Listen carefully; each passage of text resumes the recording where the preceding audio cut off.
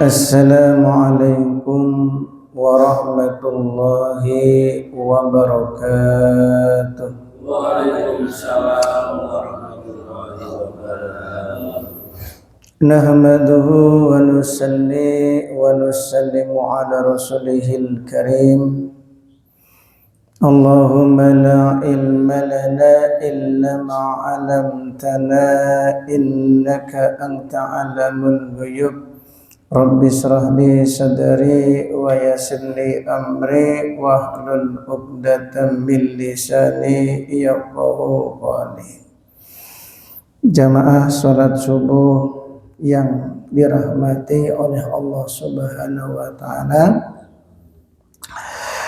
Lagi dan lagi kita senantiasa selalu bersyukur kepada Allah Subhanahu wa taala. Alhamdulillah. Dengan kasih sayang Allah, kita semua telah dimudahkan oleh Allah untuk sama-sama melaksanakan sholat subuh dengan berjamaah. Alhamdulillah. Bila mana Allah SWT sayang kepada seorang hamba itu akan dimudahkan oleh Allah untuk mengerjakan kebaikan-kebaikan. Bila mana Allah SWT benci kepada seorang hamba, maka hamba itu dimudahkan untuk mengerjakan kemaksiatan. Dan termasuk tanda Allah sangat benci kepada seorang hamba ketika hamba itu dikasih rezeki dari perkara yang haram. Masya Allah. Itu tanda bencinya Allah kepada seorang hamba. Maka kalau kita ini dimudahkan oleh Allah dalam mengerjakan kebaikan-kebaikan, maknanya kita ini orang yang disayang oleh Allah. Amin. Mudah-mudahan orang sayadayana kalebat golongan jalmi anu dicintai ku Allah Subhanahu wa taala. Amin. Ya rabbal alamin. Hadirin yang dimuliakan oleh Allah Subhanahu wa taala, melanjutkan nasihat yang ke-11, al-maqalatul hadiyata asyara an ba'dil hukama, dari perkataan sebagian hukama alim ma'rifat ay aulia, kata al-Imam Nawawi al-Bantani, yaitu perkataannya para wali. Masya Allah. La tahkirud dunubas sigar, jangan kalian meremehkan dosa-dosa kecil. Ai la ta'udduha sigara, jangan menghitung-hitung itu dosa kecil, kata Al-Imam Nawawi Al-Bantani.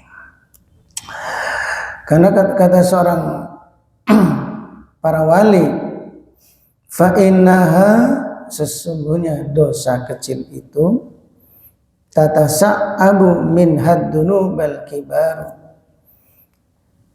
timbulnya dosa besar itu diawali dari dosa yang kecil. Wa aidan rubbama yakunu ghadaballahu ta'ala fi tilka sigar, kata Al-Imam Nawawi, justru kadang ya, justru di dalam dosa kecil itulah mendatangkan murkanya Allah.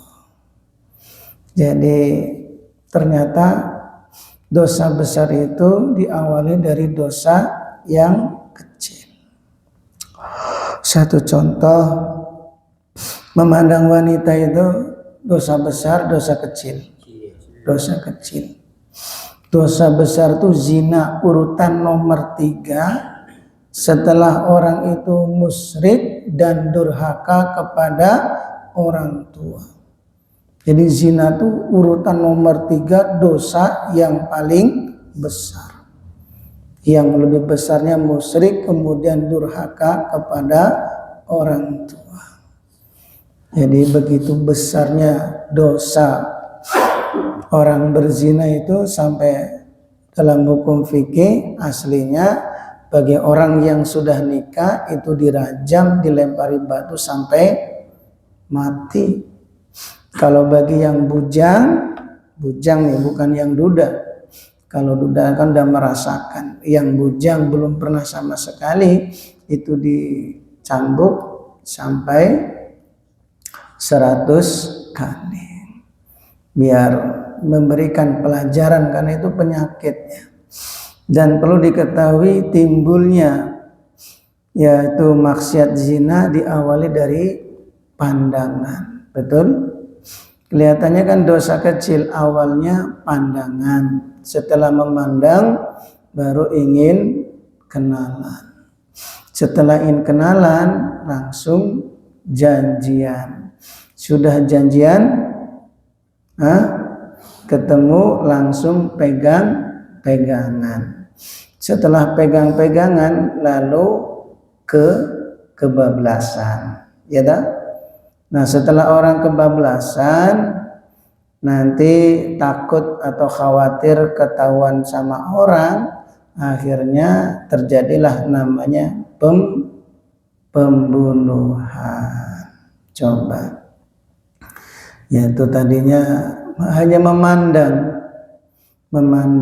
akhirnya kenalan, setelah kenalan janjian, setelah janjian mulailah berani pegangan. Sudah pegangan akhirnya kebablasan. Sudah kebablasan, takut ketahuan orang, terjadilah pembunuhan. Karena malu lebih baik wanitanya dimutilasi. Naudzubillah.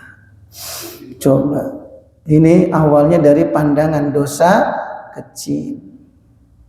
Maka dalam Al-Quran itu janganlah kamu mendekati zina, bukan janganlah kamu berzina, wala taqrabu zina.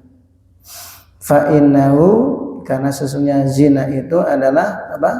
Fahisatau wasa sabil. Perbuatan yang keji dan suatu jalan yang sangat-sangat buruk. Itu perzinaan. Sehingga dalam Al-Quran itu jangan kamu berzina, tapi janganlah kamu mendekati zina. Perkara apa saja yang mengarahkan orang itu bisa melakukan zina, maka itu dijauhkan. Awalnya ya foto. Kalau di HP kita ada foto-foto yang bukan mahram yang nanti mengarahkan perzinaan, maka menaruh foto yang bukan mahram di dalam HP itu tidak dibolehkan, karena nanti menjurus terhadap perzinaan. Kelihatannya dosa kecil, karena setan ini kan pintar. Dalam surat An-Nisa Allah berfirman, inna kaidas syaitani kana dha'ifa. Ya, bahwa sesungguhnya godaan setan itu lemah. Allah sendiri katakan setan itu lemah. Tapi dalam surat Yusuf Allah SWT berfirman, inna kaida kunna adim.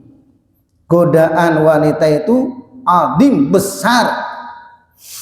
Allah sendiri mengatakan wanita tuh godaannya besar. Setan aja kalah. Coba. Allah sendiri bercerita kalau setan itu godaannya lemah. Ya, tapi kalau wanita itu berat. Ya, berat. Ya, setan itu kan enggak kelihatan, paling hanya menghembus-hembuskan. Paling bantulah ketika orang pacaran, adalah sekalian aja. Kan gitu ya? Nah, cuma nempel-nempel doang mah tanggung, sekalian aja pepet dikit gampang, nanti taubat kata setan. Tapi kalau sudah melakukan merasa enak itu nanti jadi kebiasaan. Ya, jadi kebiasaan. Sampai berpikir untuk melakukan maksiat pun ya dijauhkan, karena kata seorang ahli hukama, hati-hatilah berpikir, karena pikiran itu akan mempengaruhi perkataan. Ya, setelah perkataan sering dibicarakan, akhirnya akan dipraktekkan. Setelah dipraktekkan, akhirnya menjadi perbuatan. Setelah perbuatan terasa enak, menjadi kebiasaan. Awalnya pikir, Ya berpikir kayaknya enak ya kalau sekali-sekali mah. Nah awalnya tuh dipikirkan, nanti akhirnya dibicarakan, ketemu orang ya kayak enak ya kalau kita nih ya, coba setelah orang itu membicarakan akhirnya masuk ke dalam hati, nah akhirnya dia mencoba untuk melakukan. Kalau sudah melakukan akhirnya terasa nikmat, menjadi kebiasaan. Maka dalam hukum Islam ya orang yang berzina aslinya dirazam, dilempari batu sampai mati, karena itu akan menjadi sifat, sifat. Maka hadirin yang dimuliakan oleh Allah Subhanahu wa taala, maka dosa-dosa besar ini timbul diawali dari dosa yang kecil. Maka betul kata para wali, la tahkiru dzunubas sigar, jangan sekali-kali meremehkan dosa kecil walaupun hanya memandang. Maka dalam Al-Qur'an dalam surat An-Nur ayat 30 Allah SWT mengingatkan, kullil mu'minina yaghuddu min absarihim wa yahfadzu furudahum. Katakanlah wahai Muhammad kepada orang-orang beriman, supaya apa? Menundukkan pandangan dan menjaga kemaluan mereka. Dzalika azka lahum, karena yang demikian lebih suci untuk mereka. Orang beriman pun diperintah oleh Allah untuk menundukkan pandangan. Jadi jangan merasa kita ini ahli masjid, orang yang sudah sempurna imannya, kalau di depan wanita itu enggak terkesan, bohong. Ya, jangankan tingkatan kita, tingkatan ulama pun itu kalau dia melihat wanita kok enggak tertarik, bohong. Dua kemungkinan, kalau laki-laki melihat wanita tidak tertarik itu dua kemungkinan. Kalau enggak bohong, itunya enggak hidup. Apa tuh? Pak Lili? Burung, impoten. Jadi kalau ada laki-laki melihat wanita kok enggak terkesan, dia bilang saya ini imannya sudah sempurna, Ini dua kemungkinan. Kalau dia enggak bohong, ya berarti itunya impoten, borongnya tidak hidup. Jangankan kita, tingkatan Nabi yang sempurna imannya siapa? Nabi Yusuf, walaqad hammat bihi wa hamma biha. Nah, Siti Zulaiha tertarik dengan Nabi Yusuf, Nabi Yusuf pun tertarik kepada Siti Zulaiha. Laki-laki normal.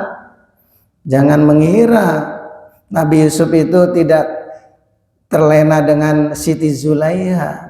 Siapa melihat wanita cantik tidak tertarik? Apalagi kalau di kantor wanita jadi sekretaris, sudah cantik, seksi, pakaiannya mini, ketat. Gimana kira-kira? Pak Ceng di kantor nih. Nah, kayaknya kalau Pak Ceng nih imannya mungkin ya separuh. Kayaknya yang kuat nih Pak Nur Jamin ini. Ya kayaknya nggak salah lagi ikut bablas. Ya, Masya Allah. Coba kalau di kantor, ya sekretarisnya sudah cantik, seksi. Kalau cantik, ceking ya masih setengah-setengah ya. Kalau cantik, seksi mas. Cantik, seksi, pakainya mini, ketat lagi. Nah, makanya saya pernah baca itu dalam di majalah tahun 2002, kata menurut psikiater Profesor Dr.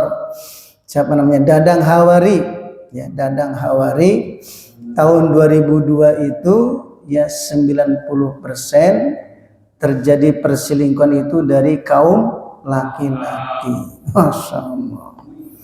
Ya, itu 2002 tuh. Ya, 90% itu perselingkuhan dari laki-laki, 10% hanya wanita. Wanita itu sedikit. Jadi menunjukkan ya laki-laki ini yang memang harus menundukkan pandangan. Insya Allah ya hati-hati, ini dosa kecil. tapi nanti menjurus ke dosa yang besar. Dan kata Imam Nawawi, justru dosa kecil itu bisa mendatangkan murkanya Allah. Zuyyina hubbus sahawati minan nisa, dasar ayatnya itu Allah jadikan zuyyina itu hias. Wanita itu memang dilihat itu serasa indah, hubbu, kemudian ada rasa ingin mencintai.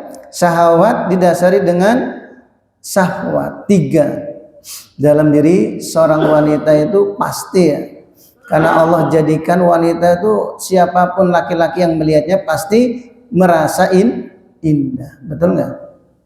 Ya, pasti merasa indah, terasa indah, ya, terasa indah. Kemudian hubbu, ya, hubbu itu rasa senang. Syahwat didasari dengan nafsu. Jadi kalau ketemu wanita itu kalau nggak senang itu memang nggak bisa ya. Makanya Nabi Daud alaihissalam berwasiat kepada anaknya, yaitu bahwasanya berjalan di belakang seorang wanita itu lebih berbahaya daripada berjalan di belakang singa. Kita kalau berjalan di belakang singa takut nggak? Hah? Takut, khawatir singanya nyalip, ya kita bisa lari tunggang langgang. Tapi ya andaikan kita diterkam, akhir dari kepada kematian, insya Allah syahid, betul, syahid.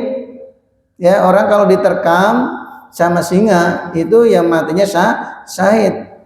Tapi kalau orang berjalan di belakang wanita, itu dampaknya itu seminggu bahkan sebulan itu nggak hilang-hilang. Ingat aja, kalau nggak percaya, habis lihat nanti sholat takbir Allahu Akbar, teriang-teriang tuh. Kau usah tahu, ya laki-laki.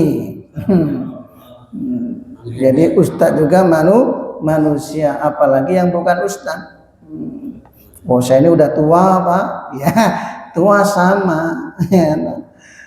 Tua sama. Itu laki-laki yang normal. Maka betul dalam Al-Quran Allah berpesan kullil mu'mini yaghuddu min absarihim wa yafadhu furudahum, supaya menundukkan pandangan. Laki-laki ini walaupun beriman, imannya sudah sempurna untuk menundukkan pandangan. Maka Sayyidina Umar bin Khattab ketika turun ayatnya zuyyina hubbus sahawat, itu doa kepada Allah supaya nikmat yang berat ini ditangguhkan untuk di akhirat saja. Sayyidina Umar pun merasa berat, padahal imannya Sayyidina Umar itu kan yang telah kita ketahui mampu menundukkan bumi ketika terjadi gempa bumi. Bahkan kekuatan iman Sayyidina Umar ini, sungai Nil yang kering kerontang cukup dikirimi suratnya dari Sayyidina Umar yang tadinya kering kerontang langsung mengalir sampai hari kiamat. Yang imannya begitu sempurnanya Sayyidina Umar, tapi masih khawatir ketika turunnya ayat itu zuyyina hubbus sahawat. Karena memang laki-laki manapun walaupun imannya sempurna itu mesti terkesan dengan seorang wanita. Dan maka dalam riwayat hadis yang lain, kalau orang sudah melihat wanita 2 kali ya, kalau pandangan pertama tidak disengaja itu tidak dosa. Tapi kalau sudah 2 kalinya kok dilihat, itu dampaknya di dalam ibadah sulit orang itu khusyuk di dalam ibadah. Tapi kalau orang itu mampu menundukkan pandangan, itu dia akan mendapatkan kelezatan di dalam ibadah. Ya, saya ini pernah praktekkan ya waktu sekolah SMP itu betul-betul menundukkan pandangan dulu waktu SMP dulu. Ya, kalau sekolah naik angkot tundukkan pandangan. sampai di sekolah itu nundukkan pandangan, enggak melihat wanita. Itu memang dalam ibadah baru takbir pun menangis, ya, menjerit-jerit. Itulah manfaat ternyata orang kalau mampu menundukkan pandangan ketika sholat pun ya bisa mendatangkan kekhusyuan. Hadiah. Mata kita ini kan sulit untuk menundukkan pandangan, makanya baru takbir pun ya ingat utang. Nah, waduh, utang gimana ya? Baru takbir. Atau ingat pekerjaan, ini belum takbir, belum baca Fatihahnya, belum rukunya, belum itidalnya, belum sujudnya. Jamaah syukur nih, siapa yang dari takbir sampai salam ingat Allah? Ada? Ada enggak? Tadi imam tuh baca surat apa rakaat pertama? Ayo, lupa ya. Imam tadi rakaat pertama baca surat apa? Nah, itu pun mikir dulu. Masya Allah, ya. Nah, itulah untuk khusyuk ini susah. Di antara untuk mendapatkan kelezatan di dalam ibadah, kalau orang itu mampu menundukkan pandangan. Insya Allah ya kita berusaha. Memang jihad yang paling berat itu ya menahan hawa nafsu. Kenapa? Wong ketika para sahabat habis perang Badar. Perang Badar kan perang paling besar dalam sejarah. Walaupun jumlahnya 313, tetap Allah katakan perang besar. Karena sesuai dengan pengorbanan. Di saat bulan Ramadan mereka dalam keadaan puasa, terik sinar matahari yang begitu kuat panasnya, tambah lagi sahabat jalan kaki, nggak pakai kuda, terus nggak pakai alas kakinya, bayang. Senjatanya pun nggak ada, nggak lengkap. Hanya dikatakan perang besar. Nah, sekembalinya sahabat dari perang besar, perang Badar, apa kata Nabi? Kalian baru saja perang kecil dan akan menghadapi perang yang lebih besar. Ya sahabat tanya, ya, kila ya Rasulullah jihadul akbar. Apa itu jihad yang besar? Kata sahabat. Apa kata Nabi? Jihadun nafsi, jihad melawan hawa nafsu. Saya yakin kalau jamaah syukur nih perang, semangat nggak? Semangat, betul. Apalagi perang nih kalau syahid udah dapat bidadari, selesai. Ya, kalau menang alhamdulillah, kalau kalah masuk surga. Betul nggak? Semangat. Tapi yang paling berat nih perang melawan hawa nafsu. Coba wanita lewat saja, kita untuk menundukkan pandangan berat nggak? Berat. Jujur aja. Jadi berat. Coba, ternyata memang melawan hawa nafsu itu lebih berat daripada perang. Ya, perang itu banyak. Para tentara itu, masya Allah, perang itu siap. Tapi ketika orang yang kuat, hebat, ya, begitu digoda oleh seorang wanita di dalam kamar yang orang lain tidak tahu, kok dia menolak, ini yang paling berat, betul nggak? Ya, saya nggak yakin nih, apalagi Pak Nanang nih kalau digoda dalam satu kamar oleh wanita yang cantik, seksi, ya, kemudian nggak ada orang lain yang tahu, Pak Nanang bilang, ini akhafullah, aku takut kepada Allah. Bohong itu tuh, ya. Ya, digoda loh. Kita ini jangankan digoda, enggak digoda pun kita sudah diraksana sini. Apalagi digoda di dalam satu kamar, orang lain nggak tahu, sudah wanita cantik menggoda, ya sudah. Sekalian aja, haji mumpung. Iya. Apalagi ngurut. Tapi itu laki-laki normal. Disitulah perjuangan seorang laki-laki, kata Sayyidina Umar. Perjuangan seorang laki-laki yang paling berat adalah menundukkan pandangan. Jadi ada tantangan. Allah kuasa jadikan wanita itu biasa dalam pandangan seorang laki-laki. Tapi ini sudah nas Al-Quran.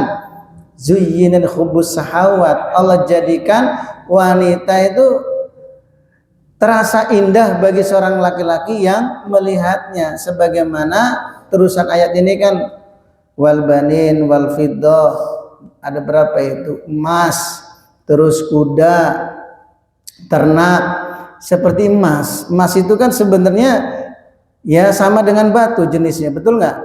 Ya, cuma kenapa emas itu berharga? Karena Allah tanamkan dalam hati manusia merasa menghargai itu emas. Padahal mah kalau orang punya emas, kira-kira emas itu bisa mendatangkan makanan nggak? Ding gitu, tolong mas datangkan makanan. Kalau mas yamin, ya insya Allah. Tolong mas antarkan apa itu, nasi sepiring, mau ngantarkan. Tapi kalau bentuk emas, ya sebenarnya nggak ada apa-apanya. Tapi kenapa seluruh manusia senang dengan emas? Karena Allah tanamkan dalam hati semua manusia senang terhadap emas. Ya, sama dengan wanita, Allah tanamkan dalam hati setiap orang laki-laki itu senang dengan perempuan. Maka kata Allah, tundukkanlah pandangan walaupun kita sudah memiliki iman yang sempurna. Maka usahakanlah kita berusaha untuk menundukkan pandangan, insyaallah. Karena tadi kata Profesor Dr. siapa tadi, Dadang Hawari, 2002 itu 90% itu persinggungan dari laki-laki. Laki-laki memang sulit untuk menundukkan pandangan. Ya sebenarnya kalau cerita zaman Raja Tempo dulu tuh inginnya sebagai selir, betul ya? Sebagai selir, seperti Prabu Siliwangi yang menikahi seorang wanita bernama Nyai Subang Larang. Itu kan dijadikan selir. Cuma kalau zaman raja, wanita yang dijadikan selir diketahui oleh permaisuri. Kita nih mau ikut-ikutan cari wanita jadi selir, tapi yang di rumah tidak tahu. Ini yang akhirnya benjut kepala itu. Yang disingkat tuh Will, wanita idaman lain. Kalau Pil, pria idaman lain. Sama dengan wanita yang mencari laki-laki, kalau sebenarnya gigolo, ya gigolo. Cuma zaman sekarang gigolo tuh jadi profesi, sama-sama suka. Naudzubillah. Ini semuanya dari dosa-dosa kecil. Maka jangan sekali-kali kita meremehkan dosa kecil. Justru dosa kecil itulah itu yang bisa mendatangkan murkanya Allah Subhanahu wa ta'ala. Maka kita sebagai orang beriman usahakan walaupun kita sudah ahli masjid, jangan sekali-kali kita ini merasa iman kita sudah kuat, tidak terkesan dengan wanita. Tetap berusaha untuk menundukkan pandangan, karena dengan menundukkan pandangan dzalika azka lahum, itu akan lebih suci untuk kita, insyaallah. Ya, kalau udah lebih suci itu akan terjaga, ibadah kita akan lebih khusyuk, terasa lebih nikmat. Tapi itu kembali tantangan bagi seorang beriman, apalagi yang kerja di pabrik, kerja di kantor, berbaur dengan wanita-wanita, di situ mesti ada yang seksi. Itu kan harus ya butuh namanya pengorbanan iman yang kuat. Maka kita senantiasa doa kepada Allah agar Allah SWT memberikan kepada kita iman yang sempurna sehingga mampu untuk menundukkan pandangan. Amin ya rabbal alamin. Subhanallah wa bihamdihi, subhanallah wa bihamdika, asyhadu an la ilaha illa anta. Wassalamualaikum warahmatullahi wabarakatuh.